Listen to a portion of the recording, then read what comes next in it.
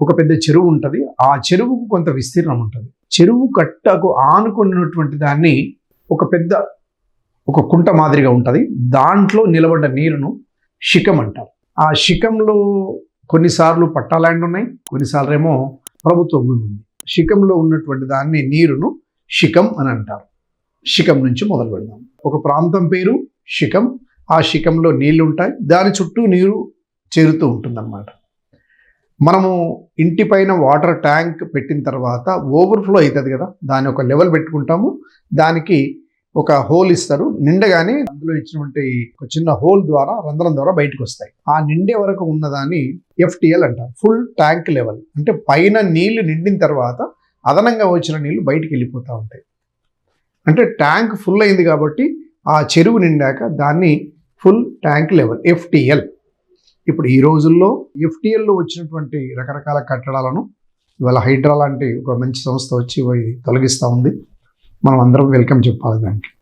ఇంకొక రకంగా దానికంటే కూడా ఇంకా పైకి వచ్చినట్టయితే కొంత ఏరియా, ఒక 25 ఎకరాల లోపు వరకు, ఒక 9 మీటర్ల వరకు, 25 దాటిన తర్వాత 30 మీటర్ల వరకు బఫర్ జోన్ అని చెప్పి ఇచ్చారు. అది బఫర్ జోన్. ఆ బఫర్ జోన్, ఈ FTL, ఈ చెరువు, ఇవన్నీ ప్రకృతి సంపదలు. అంటే ఇక్కడ మీకు చెప్పదలుచుకుంది ఏంటంటే శిఖం అంటే ఏంటి, FTL అంటే ఏంటి, బఫర్ జోన్ అంటే ఏంటి, ఆయకట్టు. ఆయకట్టు ఏంటంటే పక్కన చెరువులో ఉన్నటువంటి నీరు నిండాక ఆ చెరువు కట్ట కింద ఉన్నటువంటి పొలాలు ఎన్నైతే పారుతాయో ఈ నిండిన చెరువు దానికించే హాని, దాన్ని ఆయకట్టు అంటారు. ఇట్లా అన్నీ ఒక్కొక్కటి వస్తుంది. అలాగే చెరువు నిండాక ఏదైతే ఎక్సెస్ వాటర్ ఉంటుందో అది వెళ్ళిపోవడానికి అలుగు లేదా మత్తడి అంటాం. మత్తడి దుక్కుతున్నాయి నీళ్ళు అని అంటాం మనం. ఆ మత్తడి అనేది కూడా ఈ వాడుక భాషలో ఉన్నటువంటి భాష. చెరువు నిండి అలుగు వెళ్ళి బయటికి వెళ్ళిపోతాయి, దాన్ని అలుగు లేదా మత్తడి అని అంటాం. ఆ నిండినాక ఎంత ఏరియాకు పంట పండుతుంది అనేది ఆ ఆయకట్టు ప్రాంతం అనేది మనము అనుకున్నాం కదా. ఆ చెరువు నిండాక వానాకాలం పంట పూర్తి పండుతుంది. ఆ పంట పండినాక మళ్ళొచ్చే సంవత్సరానికి వచ్చేటప్పటికి ఆ చెరువులో సగం నీళ్ళ వరకు వస్తాయి.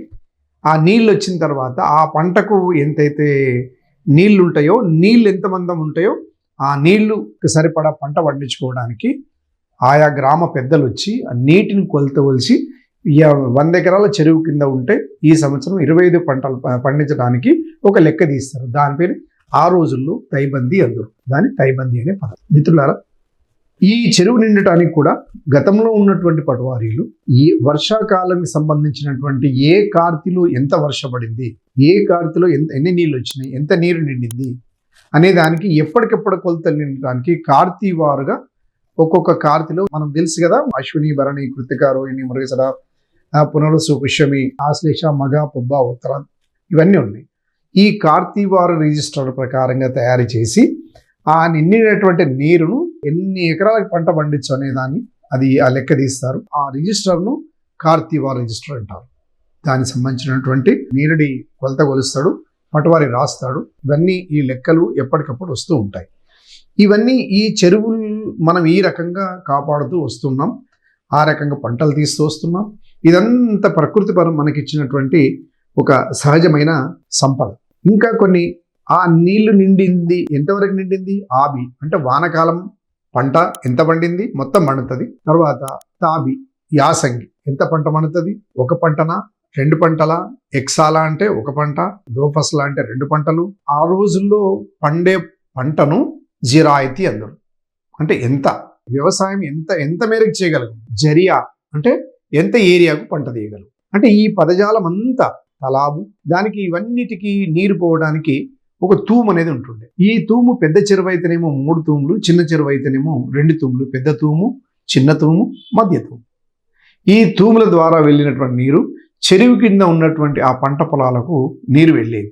అంటే ఇప్పుడు రెవెన్యూ పారిభాషిక పదకోశంలో వాడే చెరువు సంబంధిత పరిభాష ఇవన్నీ ఉన్నాయి మనకు. ఇవన్నీ ఒక్కొక్కటి కూడా మనము చర్చ చేసినాం. ఇప్పుడు ఒకటి చెరువు, ఊరు అంటే ఏంది, ఊరి చర్చ కాకుండా ఆ చెరువుకున్నటువంటి తలాబంటాం, తర్వాత తూము అంటాం, శీకమన్నం, బఫర్ జోన్ అన్నాం, FTL అనుకున్నాం, అలుగు అనుకున్నాం, కత్వం అనుకున్నాం, ఆయకట్టు అనుకున్నాం, తైబందీ అనుకున్నాం, తర్వాత కార్తీవార్ రిజిస్టర్ అనుకున్నాం. ఇవన్నీ అనుకున్నాం.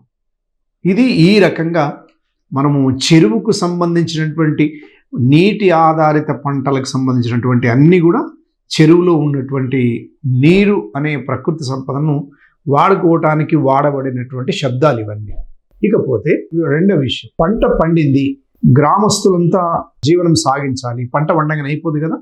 ఎంత పంట పండింది, ఎన్ని పంటలు పండినాయి, ఆ పంట పండిన దానికి మరి ప్రభుత్వం వాళ్ళకి సహకరించాలి, అన్ని రకాల పనులు జరగాలి అని అంటే మనము ఆ పంట తీసుకున్నందుకు ప్రభుత్వానికి కొంత పన్ను చెల్లించడం అనేది ఒక సంప్రదాయంగా వచ్చింది చాలా సంవత్సరాల వరకు. ఆ పంట భూమి ఎంతలో పండింది, దానికి ఎంత పన్ను వసూలు చేయడానికి ఆ సంబంధించినటువంటి వర్క్, ఆ ప్రాసెస్ను కూడా కొంత సంప్రదాయబద్ధంగా పనులు జరుగుతూ వచ్చాయి ఆ రోజు.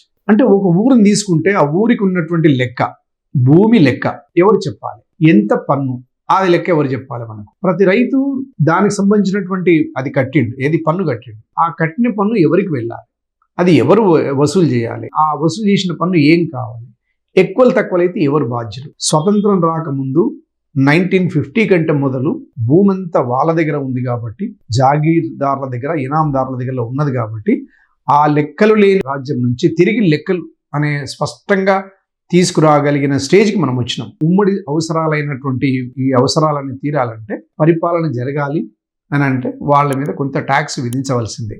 ఆ పన్నునే ఆ ఊరికి సంబంధించినటువంటి ఆదాయ వనరు ఆ రోజుల్లో. ఇప్పుడు రకరకాలుగా వేరే వేరే ఏరియాకి వెళ్ళిపోయినాం, చాలా రకాలుగా ప్రభుత్వానికి ఆదాయాలు వస్తున్నాయి. కానీ ఆ రోజుల్లో ఉన్నటువంటి భూమి పన్ను విధానాన్ని ఎలా అసెస్మెంట్ చేస్తారు అనేది, దానికి ఒక భాష, దానికి ఒక లెక్క, దానికి ఒక బాధ్యులు, ఆ ఊరికి సంబంధించినటువంటి అవన్నీ ఉండేవి.